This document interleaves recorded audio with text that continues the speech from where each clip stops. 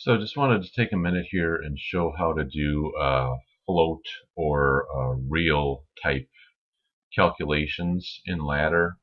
So I have created an application here and I'm just calling it Geometry Float.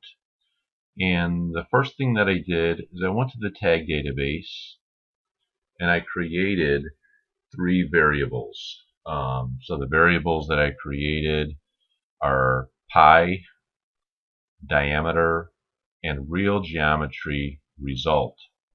And when I created these as real data types.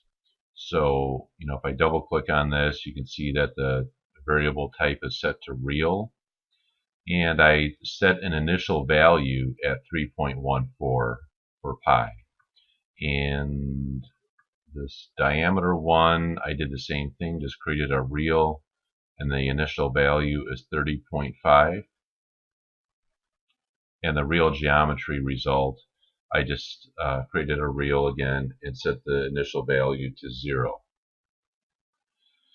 So once those are all created as reals, then I can go to my geometry structured text, and I've just got a comment here that says calculation using float variables, and you can see here I'm taking the pi variable and multiplying it by the diameter, and I'm setting the result as a real geometry result.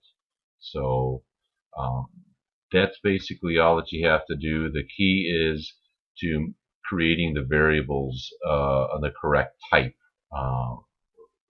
before you can get this to work correctly. So then if you hit compile, you can see that there's no errors.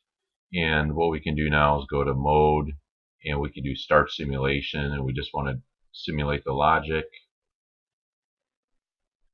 So here we go. Here's our calculation. So 3.14 times 30.5 equals 95.77. So from this point too, we can adjust these or change these variables as well. You just hit the shift key and you double click on the variable name, and you can change the variable to 13.8563 or whatever.